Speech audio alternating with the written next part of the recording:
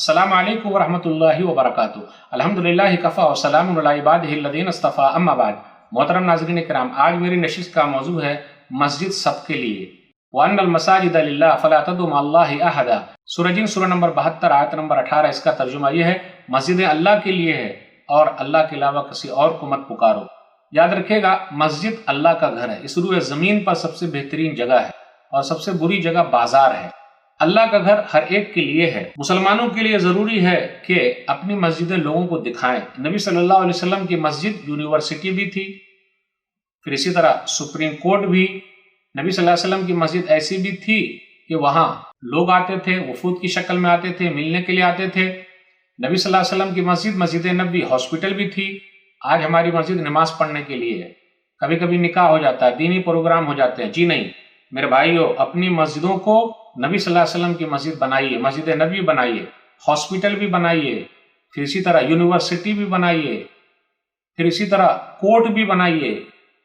مسئلے مسائل حل کیجئے، جو لوگ ڈپریشن میں ان کو نکالیے۔ لنگر کا انتظام کیوں نہیں کیا جاتا؟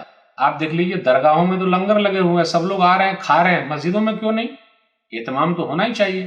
غریبوں کے لیے راشن کا انتظام ہو، لوگوں کو پیسے دیے جائیں اس معنی میں کہ وہ بیچارے چکا دیں گے، اگر پریشان حال ہے تو ان کی پریشانی دور کی جائے۔ پھر اسی طریقے سے لوگوں کو اسلام کے بارے میں بتایا جائے اور غیر مسلم کو بلا کے لائے جائے، اپنی مسجدیں دکھائی جائے اور ان کو کھانا کھلا کر واپس کیا جائے۔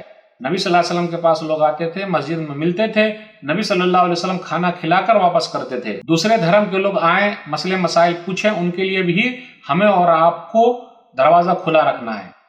پھر اسی طرح اپنے مفتی صاحب مسجد کے اندر بیٹھیں، طلاق کا مسئلہ ہو، نکاح کا مسئلہ ہو، کوئی اور بھی مسائل ہو، میراث کے مسئلے ہو، سب مسجد کے اندر حل ہوں۔ ایسا کیوں نہیں ہے؟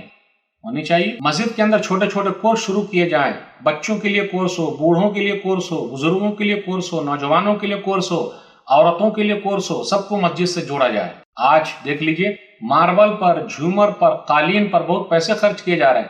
انسان کو بنانے پر خرچ کیجئے، لوگوں کو بنانے پر خرچ کیجئے، فائدہ ہوگا۔ امام صاحب کی تنخواہ بہت معمولی ہے، لیکن بلڈنگیں دیکھیے ماشاءاللہ، مسجدیں بہت شاندار ہے، جاندار بھی بنائیے۔ امام صاحب کا خیال رکھیے، ان کے بچوں کا کیا ہوگا؟ مسجد کے اندر لوگ آ کر اپنی خدمت بھی دیں، ڈاکٹر صاحب کچھ وقت دیں، دوسرے لوگ جو سائنٹسٹ لوگ ہیں، جو دماغ وغیرہ چیک کرتے ہیں، وہ لوگ اپنا وقت دیں، دوسرے لوگ بھی اپنا وقت دیں۔